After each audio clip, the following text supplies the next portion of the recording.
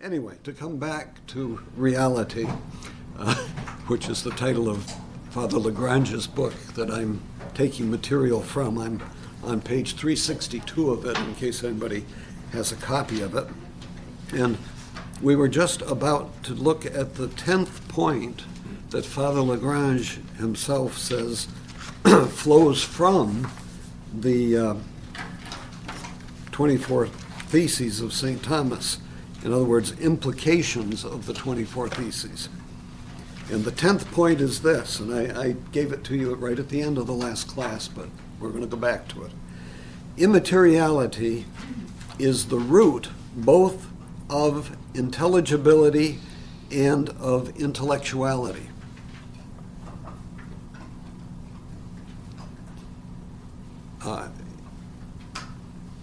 In sense objects, an intelligible element distinct from matter and the immateriality of the spirit is the source of intellectuality. In other words, what he's saying is that for us to get things up to the level of the intellectual, the level of understanding, we have to separate it from matter.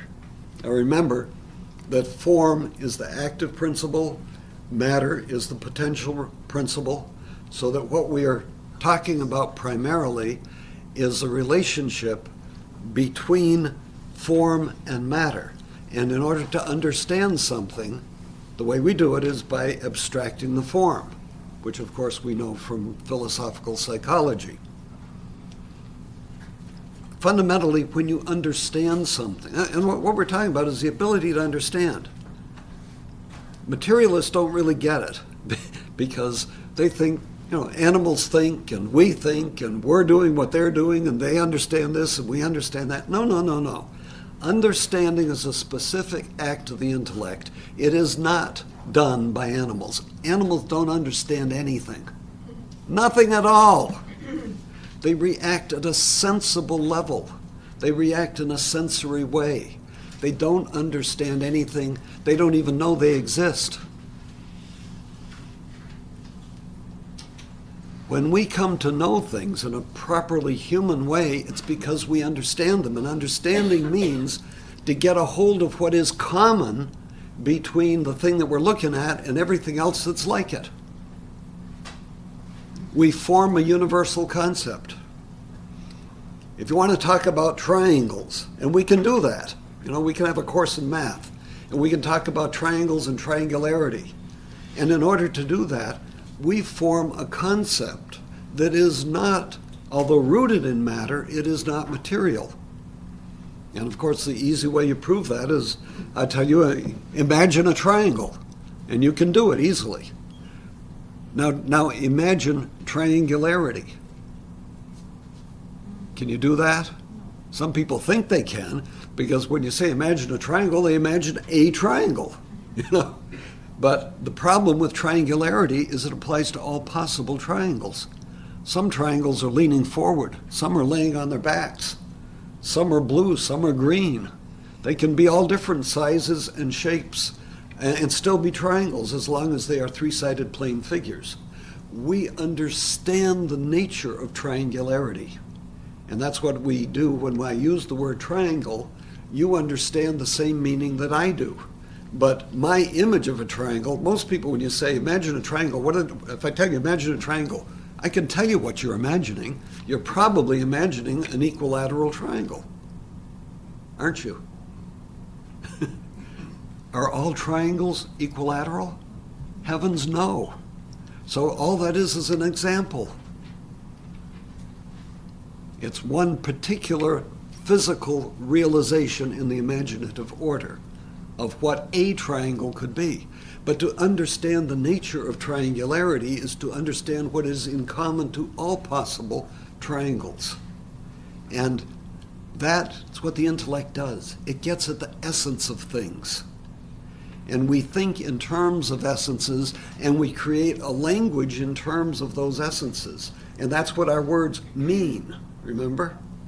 If you get through talking to somebody, the materialists would tend to say, well, it's just images. That's all you got, images in the brain. You're not really communicating concepts, you're just communicating images. But the problem is, we all have different images, don't we? If I say animal, one person's got an image of a cat, another's got an image of an elephant. And if we were simply communicating images, we would be terribly confused. Because I'd be imaging cat and somebody else is imaging elephant, and they're not the same. But they're the same with respect to animality. That's the concept. So words represent meanings. And that's why when you get through explaining to somebody, you don't say, "Did you get my images?" No, you say, "Did you get my meaning?" That's something different, and we know it is. So what the intellect does in order to get an understanding of the world around us is to get away from material instances of things and elevate our understanding to the universal level. That's how we have science. Remember, science is always of the universal. Science is always the universal. It took me 10 years to really appreciate that. You don't have science unless you have a universal understanding. And you don't have science because you know how to fix the fleas on your pet cat. That doesn't make you a doctor of veterinary medicine. You have to know how to fix the fleas on everybody's cat. And you've got to know how to fix 1,000 other diseases, not only on cats, but kangaroos and elephants too. Science is of the universal. So in order to understand the world around us, what do? We dematerialize the thing that we know. In other words, we leave behind the matter. The matter is what individuates it. The matter is what makes the triangle this particular triangle with these exact angles and this color and this size. Matter reduces it to that. So if you're going to have abstract art of a triangle, you've got to create some particular triangle. Concrete, sensible, of a particular shape. Triangularity is not limited that way. And it's not limited because you leave the matter behind. What does all this mean? It means the whole edifice of human science is achieved by getting away from matter. That's the point. Intellectual life is dematerialized life. It's form abstracted, dragged out of, dragged away from the matter.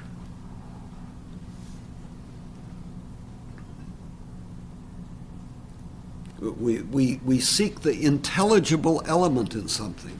Intelligible from the Latin intelligere, to read within. We penetrate beyond the sensible accidents to the very essence, the very nature of something, the nature which is had in common with all other things like it. So you're talking about the universal concept. Universal concept you get by getting away from the material, concrete conditions in which that concept is expressed. Just as you form a concept of justice, not based on any particular case of justice, not based on any particular litigants in a court of law, but on a universal understanding of what it means to be just, to render to each person what is due to him. But we take this so much for granted that we do get confused, and you have materialists suggesting that thought is just images, like the little balloons that you see over comic strip characters' heads when they're thinking of something like justice. And what do they have? A picture of that lady with the scales. But is that justice? No, it's just a symbolic, it's an image associated with a meaning. We understand the meaning. So man alone, at least among earthly creatures, has this power of understanding. That's what differentiates us qualitatively from the most highly developed animals.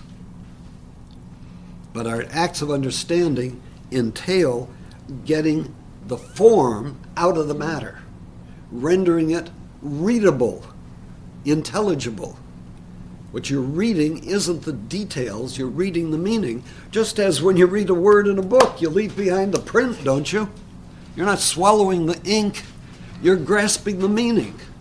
And the meaning is incidentally not just the word that's written on the paper, not just the letters, because you can translate those letters into another language and retain the same meaning. So it isn't even the print on the page, but people talk about the words on the page. The words aren't on the page. They're in your mind and your understanding of the meaning of the symbols that are concretely expressed in the print on the paper. Any questions?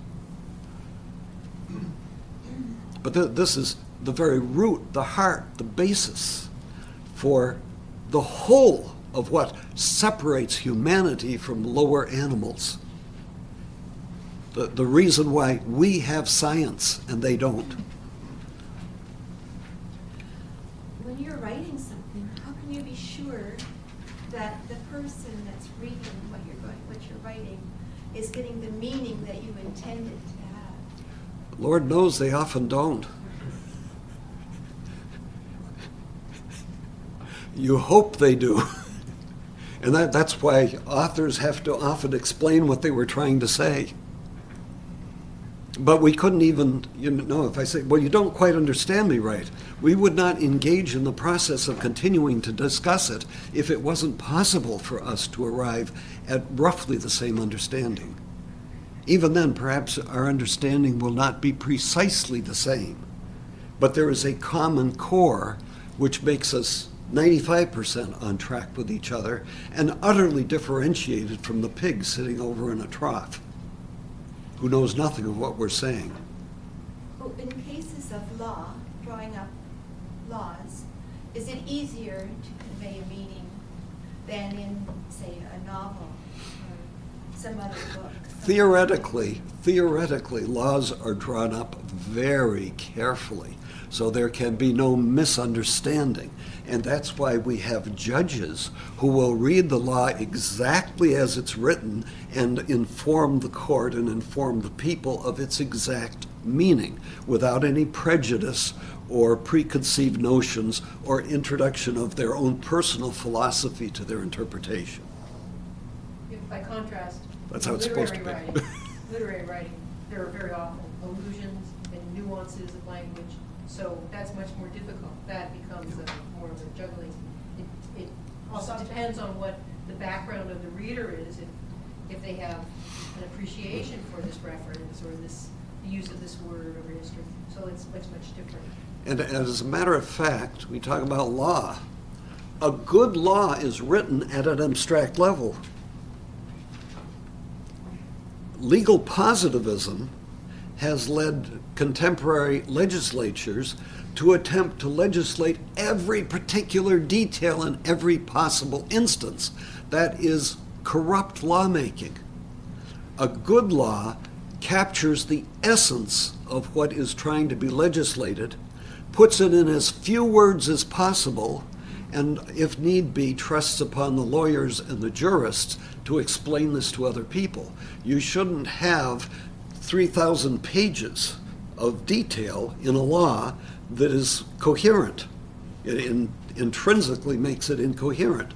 It should be about 100 pages and clear enough that anybody can pretty well understand it. Sister. So, in the case of Roberts changing a word to tax, is that, how do you sense that? Is that an immoral act? Is that a well, I can't judge his soul, but I mean, look, if the law uses the word penalty, usually it means a penalty. If you read penalty as meaning tax, because the Constitution permits Congress the power to tax, you're imposing a meaning, a translation that isn't legitimate. What can one say? This is what jurists are not supposed to do. They're supposed to read what is there and what was intended as we determine by the legislative history, which in this particular case was horridly clear. What can one say? But there again, remember, all of this is based upon the fact that we can understand things at a universal level. And we can express them in a way that prescinds from all the individuating cases and instances and the material conditions. And the reason you can do that is because the intellect can form a universal that applies to everything. And if it's defined precisely enough, it will apply to each and every case to which it applies and to no others. And there should be an economy in law, which is a paucity of words rather than superabundance of detailed examples because you don't understand the universal. If you have to have 40 million examples to explain your law, you probably should redraft it. And of course, this is exactly the problem we have today with contemporary democratic legislatures. They keep passing laws because they didn't think out all possible applications in the first place. So they have to keep fixing them, eternal bandages. But you wind up with so many laws that nobody can obey them, to wit the United States tax code or Obamacare. They had to pass it so we could read it. Now we're reading it, we still don't know what it says. This is too many words. I think I read that the regulations connected to Obamacare are 3 times the size of the original law. Yes, yeah. And it's all unreadable anyway. When you read it, it's not terribly clear. Well, the danger of having an unclear legislation is it permits those who administer it to read it any way they want. So that again is a horrendous argument against passing such legislation. Legislation should be simple. It should be clear. I mean, I'm not saying 10 pages, maybe 100 pages, but boy, that's it. How many pages is it? 3,000? Anyway. All right, let's go on to the next point. Here we're talking about operative potencies. Father Lagrange is telling us, in the order of operation, there are 6 consequences from the 24 Theses. First of all, he concerns himself with operative potencies or faculties. Now, an operative potency is a potency, it's a power to perform an opus, a work. It's a power to do something. So we have operative potencies that, for example, enable us to understand. The intellect enables us to understand.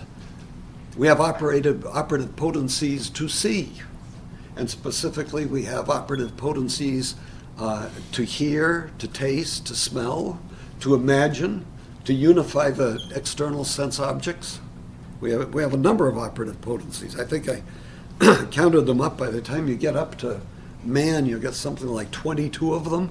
If you start down at the bottom with vegetative potencies of nutrition, growth, and reproduction, and then you have the 5 external senses in animals and 4 internal senses, and then you've got the 2 intellects, active and passive intellect in man, and the intellect of appetite, and you can count them all up. If you're putting together all the powers that man has, that's how you would measure them, because we have the powers that distinguish us from lower animals, plus all the powers animals have, plus all the powers that vegetables have, in our own way.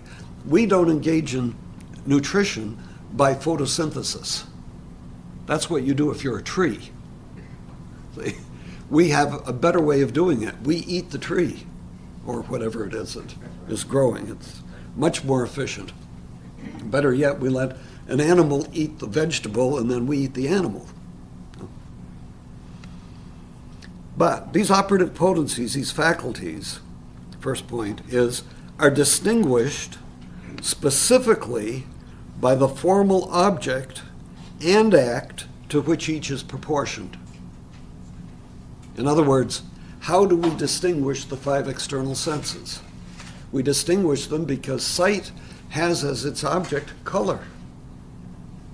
Hearing has as its object sound. You can't see a sound, and you can't hear a color.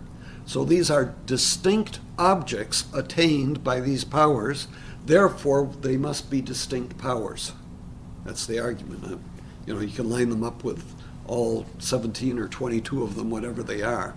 But you're able to distinguish them because they have distinct formal objects. And the formal object of understanding is distinct from the formal object of imagining. The formal object of imagining is the image. So you can imagine that triangle as a particular equilateral triangle that's blue. But the formal object of the intellect understanding the triangle is three-sided plane figure, which is actually the words I use to describe the unified concept that my mind has. Because remember, three-sided plane figure is composed of four concepts.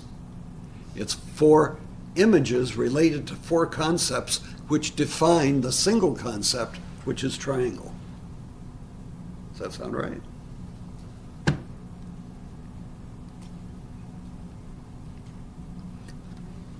Hence, point number 2 from Garrigou-Lagrange, each faculty is really distinct first from the soul itself. We went over this in a prior class. In other words, there has to be a distinction between the soul and the faculty. For example, that's why I was giving the example, Joe, before. The faculty enables you to play the piano. Remember? If the faculty of playing the piano were identical to the soul, since the act of the soul is life, then when you quit playing the piano, you'd quit living. The power that enables you to play the piano is actuated by actually playing the piano. So if the power by which you play the piano were identical to your soul, and the act of the soul is life, then the power of playing the piano's proper act would be life, which would mean when you quit playing the piano, you'd quit living. So that tells us, it's a little complex, but that tells us there must be a distinction between the operative potencies or the powers and the soul itself. So the soul continues to exist. You continue throughout your whole life to be a human being, but you have powers that enable you to think, to hear, to eat, to taste, to smell, to imagine, to remember, and so forth. And those go on and off all the time. You're not playing the piano at the same time that you're swimming underwater. It would be difficult to do that. Maybe not impossible, but difficult. Could you do it? No, I don't think I could either. Okay, so first of all, the faculty is distinct from the soul. Secondly, it is distinct from all other faculties. Why? As I was saying before, like hearing and seeing have distinct formal objects. So each of the faculties are distinct insofar as they have different formal objects. Formal object of the intellect is being, understanding the natures of things. But the formal object of seeing is just color. Yes? But wouldn't understanding, the faculty of understanding, rely on the faculty of seeing and all your other senses? Relying on something is not the same thing as being something. No, right. My car depends on gasoline to run, but it is not the gasoline. And it is true that everything we have in our intellect is ultimately derived from our sense experience of the world around us. So in that sense, it is dependent for its gasoline from the senses that provide the material from which we abstract the concepts. But that doesn't make the gasoline the car, and it doesn't make the senses to be the intellect. That's a mistake the materialists make, because they think since sensation and internal sensory activity is essential for thought, that therefore thought is nothing but the sensory activity. Whereas the sensory activity is simply a sine qua non, something without which you are unable to form the concepts or have an intellectual life. And that's why you kind of have to grow up You have to learn how to use your senses to explore the world in order to start thinking effectively and become educated. We shouldn't be surprised because, after all, human beings are an existential unity in which all the various faculties and capabilities are interconnected and interactive. But that doesn't make one part to be another part, any more than, I need both my hand and my foot to be functioning, but my hand is not my foot. Each cognitive faculty, that is, each knowing faculty, becomes intentionally,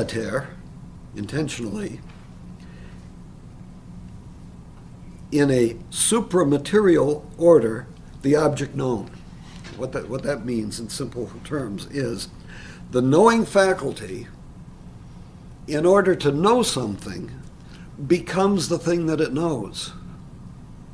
But it doesn't become so physically, it becomes so in a immaterial way.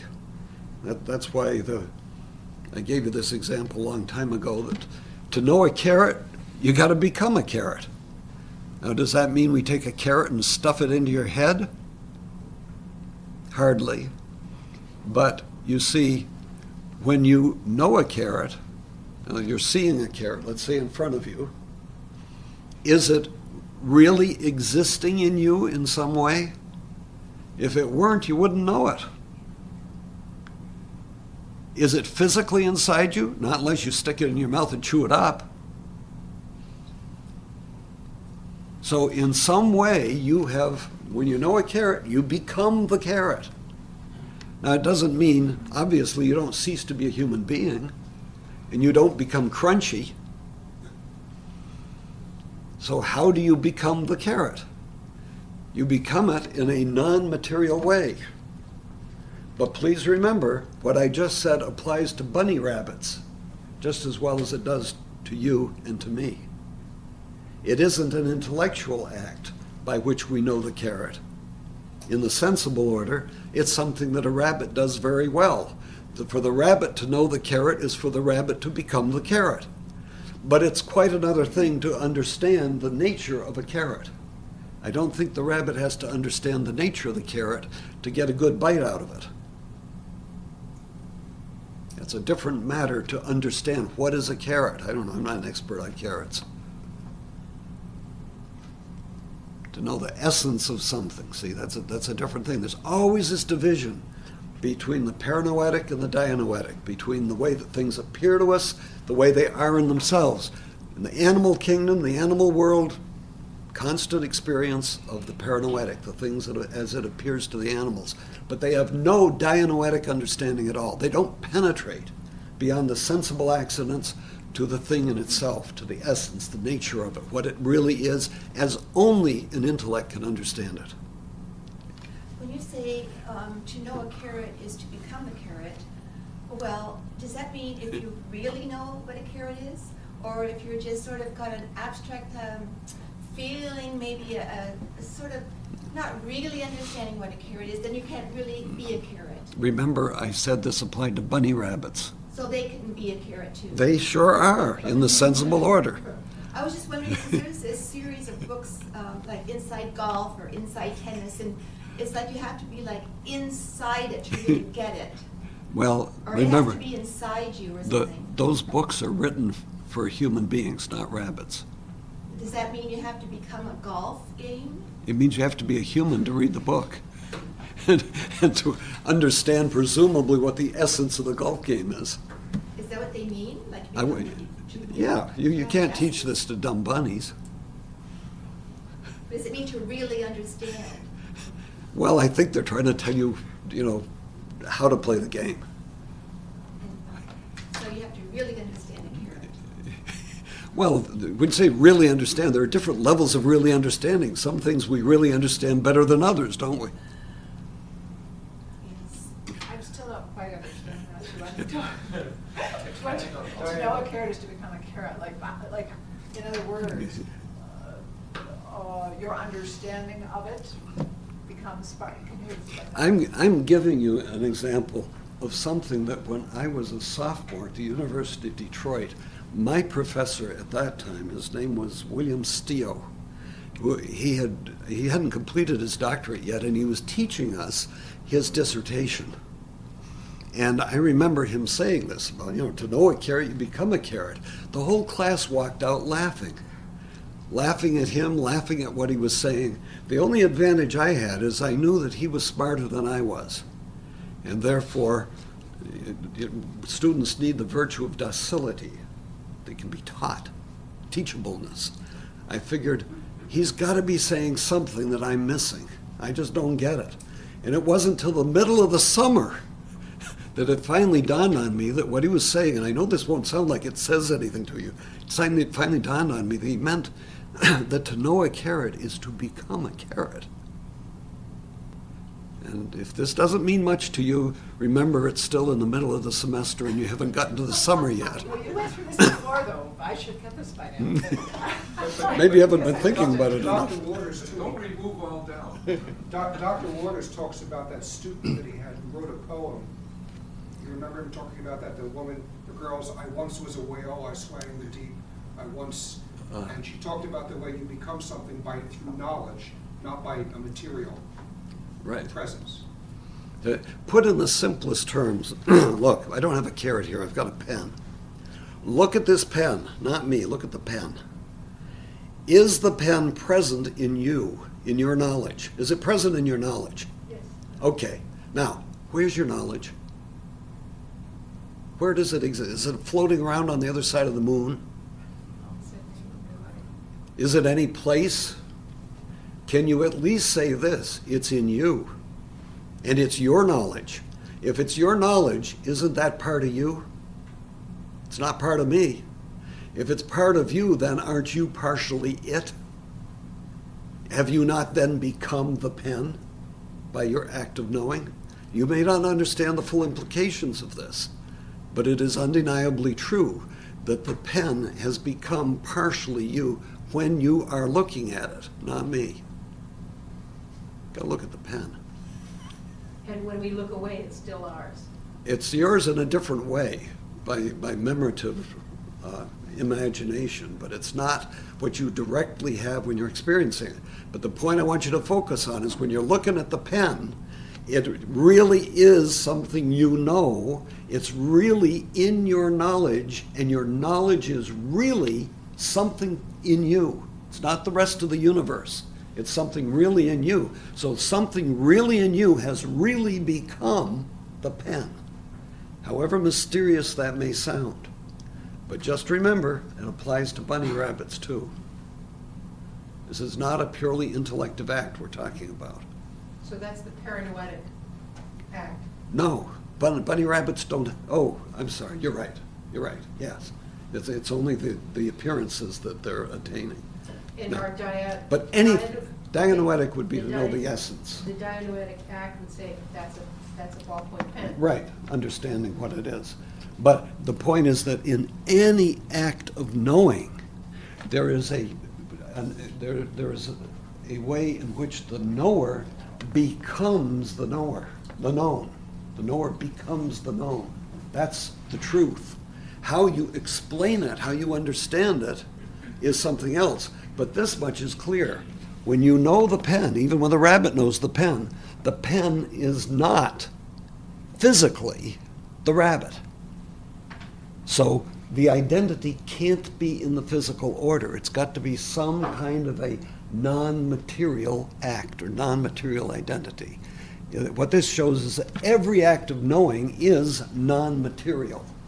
And this is, of course, flies in the face of the materialist explanation, which attempts to do it in terms of the optics and reflections from the object and all this How do they brain explain it activity. when their principle is there is nothing but matter?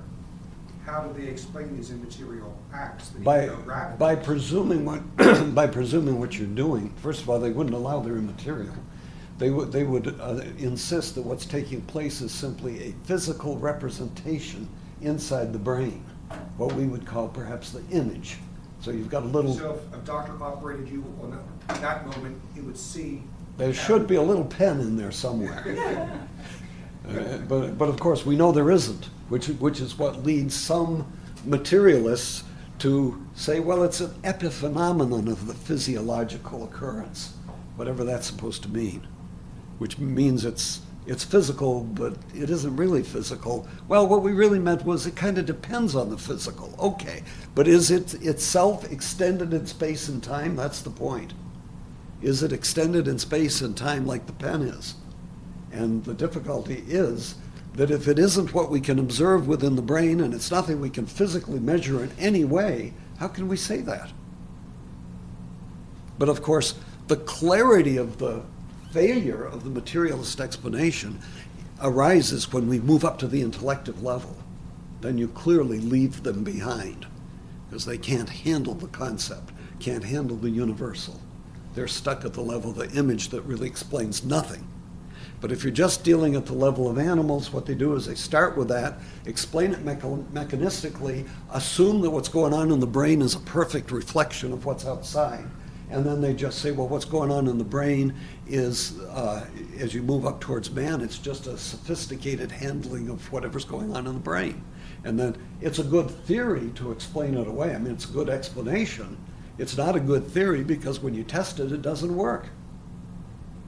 It doesn't really explain what it claims to explain. And if you took it seriously, you'd have to abandon all science because all you know is what's going on inside your brain, which means you forget the outside world. You become a materialistic solipsist. You're caught forever within yourself, see? And that completely destroys the whole foundation of natural science, which says, we're studying the universe. Now, come on, how can you be studying the universe when all you know is the inside of your cranium? And you don't even know what a cranium looks like because to see a cranium, you got to get outside one to look at it. And they can't get outside of theirs to look in. But you're not, don't give them a hard time. Don't pick on them. Don't go into all this stuff.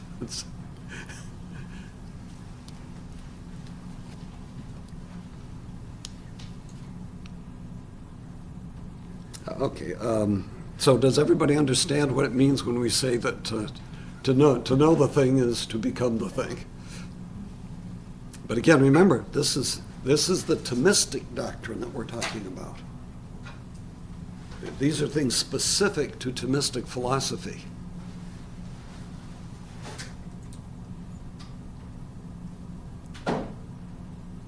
And we're talking about how a potency is actualized by a fitting act or a fitting object.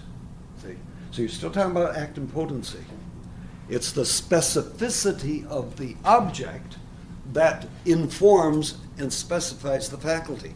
In other words, when I know a carrot, it's because there's a carrot there that my cognitive power is informed with carrot. It's because there's a carrot there. Unlike the idealist, who has the carrot there because he produces it. See, this is a radically realistic epistemology because we are put into act by the object. The thing out there determines what we know. We don't make it up. In idealism, ultimately the rules come from within yourself and you actualize your own potency. The radical passiveness of the Aristotelian Thomistic epistemology is that it is actualized, it's activated by the form of the other, not the self. If you once start having the self informing itself, you're into Alice in Wonderland. You can have any system you want. So that's why our act and potency still apply here. The potency, the operative potency, the power is being actualized. It's being put into act by the external object. So that's where act and potency come in. And it's the form of the object, the form of the carrot or horse or whatever it is, that is doing the actualizing. And that's why when I become the other, I become the form of the other. And that's where I have something that I can abstract from to form a concept. So this is a radically realistic epistemology that you get from act and potency. because the act is coming from the other. The potency is yourself, but the potency gets actualized by the other, not by yourself. Except in dreams. But remember, the content of the dream you get because of things you've experienced in the past, and you're reorganizing them out of control. Sorry, Dr. Bonnette. On that actualizing, when we recall something, is that when we recall an image, that image is still essentially actualized by the thing that we have perceived? Well, it determined the content. I'm trying to remember this stuff. You got the external object creates an impressed sensible species, and that is from which the imagination forms the expressed sensible species or phantasm, and that's what it retains. So in other words, I see the carrot, and from it I form the image of a carrot, which I then remember. And that's called the expressed sensible species. You also have the impressed intelligible species, when you form a concept, which is the expressed intelligible species. But both of those are actualized by the form that was originally perceived. That you originally got from the external object. You're dependent on that external object. And thank God you are, because that's what keeps you in touch with the world. That's how we know psychosis. Because you're no longer in touch with the world. You're no longer in touch with reality. Your hallucinations become your reality, and you don't know the difference between your hallucinations and the external reality. That's why they say the neurotic sees a pink elephant dancing on the ceiling, the psychotic tries to ride it. See, the neurotic would say, I'm hallucinating. The psychotic doesn't realize he's hallucinating. That's why he's really in trouble. Yes? In psychology years ago, there was some psychologist, I can't remember which one it was, that talked about the process of self-actualization. I think it was about man had his potential, and he's trying to achieve more and more to his, Right. Is this part of this bad philosophy sort of thing? Like in other words, that the potential is within himself, and he can do it himself. Was that part of what you're talking about? Not necessarily, because look, I'm self-actualizing. I'm going to walk across the floor. I'm making myself walk. I'm actualizing my motion. But the point is, if we analyze this more deeply, I could not do this all by myself. I require a lot of physical and metaphysical causes supporting me in this activity. So it's self-actualization, but within a context. When you broaden the context, ultimately nothing actualizes itself. No potency actualizes itself. Potency's got to be actualized by something else, otherwise it wouldn't be a potency, it would be an act, right? But, in common parlance, we speak all kinds of loose ways that really aren't possible sometimes. But within a given context, it's all right. Go out and actualize yourself, become a millionaire or something, that's fine, but you're using the powers that God gave you and the external things that enable you to do it. Now, where were we? The next point is, in a series of actually and necessarily subordinated causes, regression to infinity is impossible. What this is the notion of no infinite regress among causes. You might say, well, what's that got to do with this? Well, the key is because act and potency have to be applied here. Remember, we're talking about applying act and potency. It's the center of everything. And in the proofs for God's existence, one of the two key principles is no infinite regress among subordinated causes, essentially subordinated causes. That's one of the two key principles. The other one is that you find a series of effects. And then this principle says in the taking of causes, you cannot go to infinity. There must be a first cause uncaused.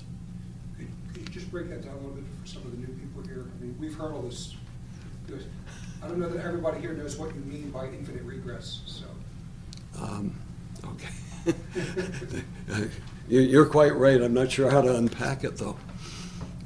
When you're trying in the proofs for God's existence, the famous 5 ways of St. Thomas in the Summa Theologiae, Book 1, Question 2, Article 3, the body of the article, that's where he gives the argument that where you find motion in the world, there must be a cause of motion, that nothing causes itself to move, that anything that is in motion is moved by another.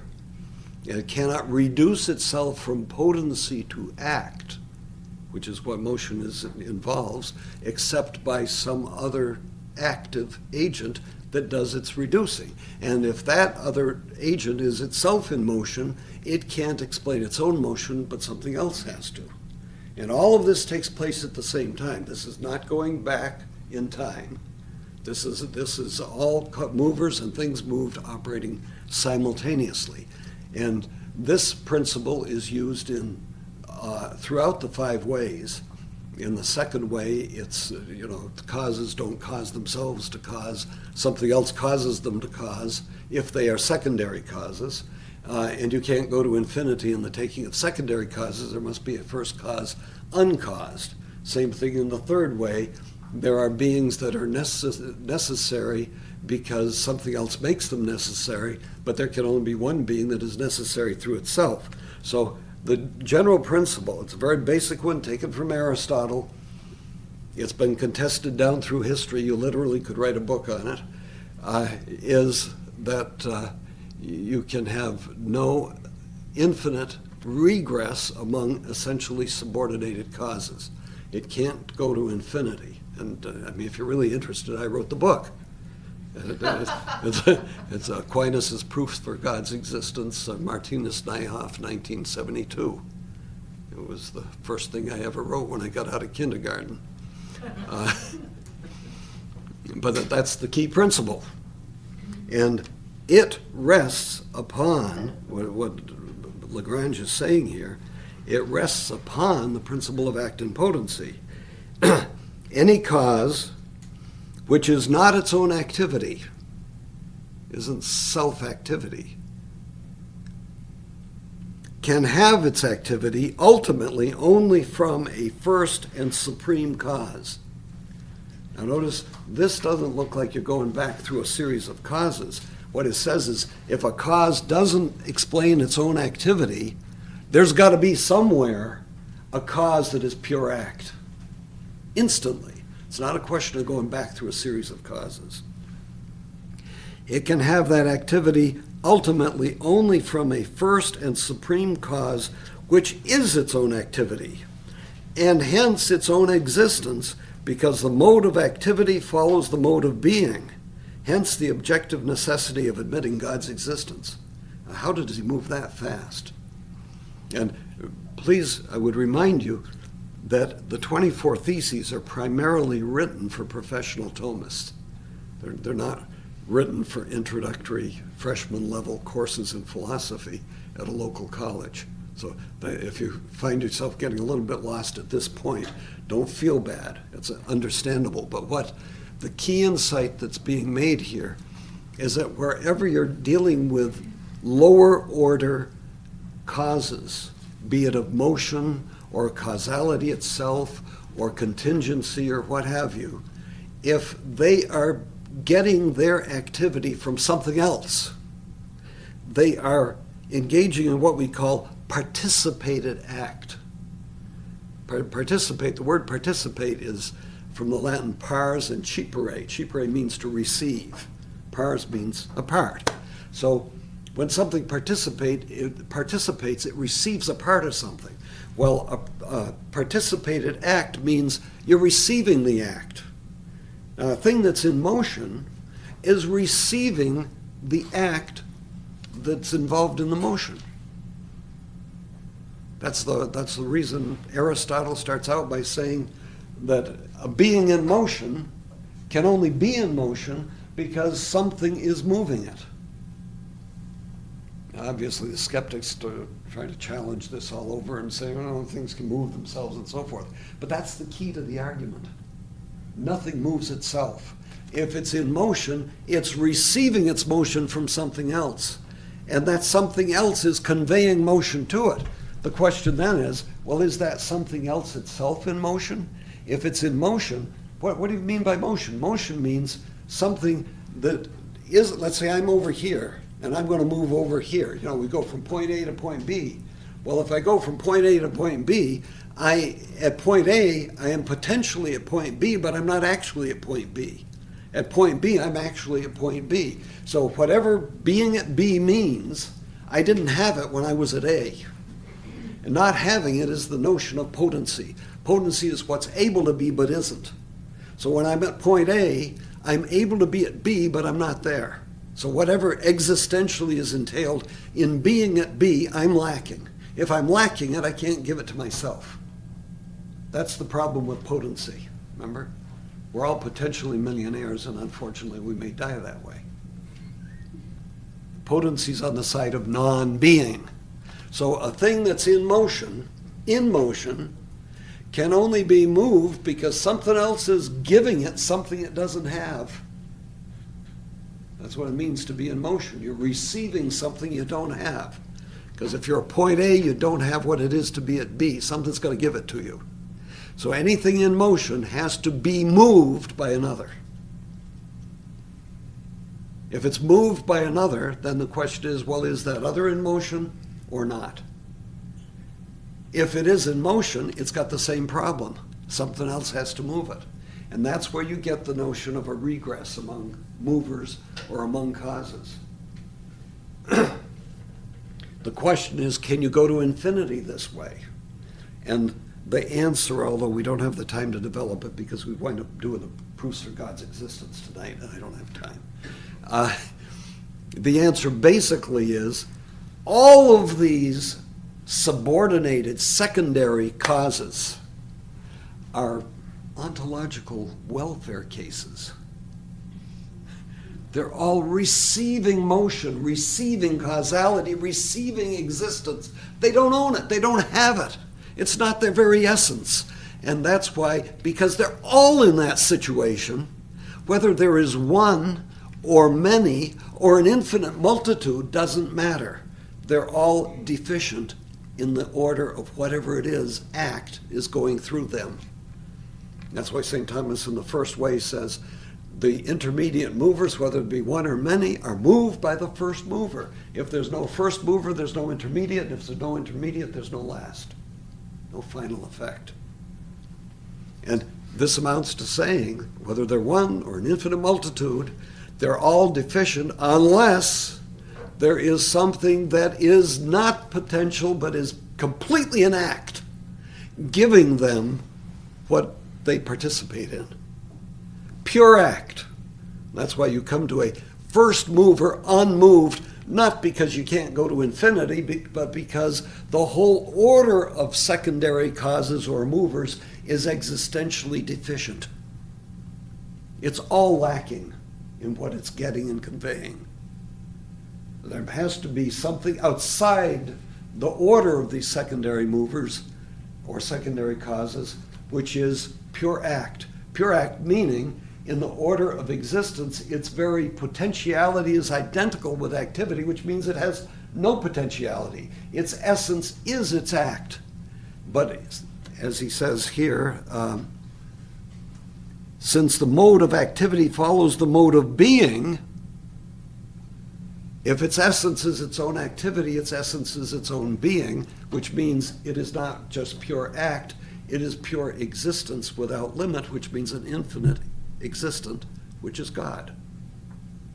I know that's a huge amount to chunk down all at once, but the key point here is the solution, the ultimate solution, is had in terms of act and potency, which is why it's at the heart of the 24 Theses of St. Thomas. That's how you get through the confusion that arises by contemporary authors who start looking at the intermediate causes and asking, well, how does one push another and how does one push another? That's not what's really at issue. What's really at issue is how do you explain the ultimate source, or how do you see that there must be an ultimate source for the activity that goes through the whole chain? I mean, I've used the example before, I'll use it right now because it applies, and you can see it pretty well. Think of going into a movie theater where somebody's buying the tickets and there's 4 or 5 of you, or 6, and you're going up to hand the tickets into the person who's taking the tickets. They used to do this. I don't know if they do it anymore. They don't anymore, but once upon a time you did that. And if there were 6 of you, the first guy would say, well, the guy behind me got the tickets. And the second would say, the one behind me's got the tickets. And the third one would so, and so forth, till they get to the 6th one, and he hands in 6 tickets. And you got it made. Okay, everybody understands, everybody's happy. But what if you had the people coming into the theater, and every one of them says, the guy behind me's got the tickets. And they go to infinity. Where are the tickets? There aren't any tickets. There just aren't any tickets. The theater is overfilled and it goes bankrupt because no transactions are taking place. And that's the problem with an infinite regress. That's why I say they're an ontological welfare case. Every one of them is getting what they pass on to the next from something behind them that doesn't itself have it, but gets it from something behind them that doesn't have it, which means ultimately the entire chain, which is composed only of the members that make it up, don't have what they are transmitting through the totality of their sequence to the final effect. That's why, unless there's something that by its very nature has the act, an ultimate ticket machine, there is not going to be any final ticket to be received at the other end. I realize this is a lot, but what it means is that secondary causes all receive act, and they can't explain the act they receive unless there's something that's pure act that's got it. Don't expect you to understand this as a proof for God's existence tonight, but the important thing is to realize that for the Thomistic metaphysics, the key to the proofs for God's existence is that secondary order causes or movers do not have the pure act which they participate in, and that wherever you're dealing with things that are potency being reduced to act, ultimately there has to be something that has no potency to be reduced. Otherwise, it could not explain its own ability to give act to anything else. Because the intermediate couldn't give act to anything else unless something enabled it to do it. So if your first mover unmoved was not pure act, if it was potency and had to be put into the act of starting things, it would just be another member of the chain. And it would not be pure act. That's why it's got to be pure act. Okay, that's about how far we can get tonight, unless, yeah, that's it. Would that just be being, pure act? Pure act in the existential order would be pure being. Or as St. Thomas says, ipsum esse subsistens, subsistent being itself, infinite being. That's how you get to God. Sound production copyright Oltine Library Services, all rights reserved. www.aquinasphilosophy.com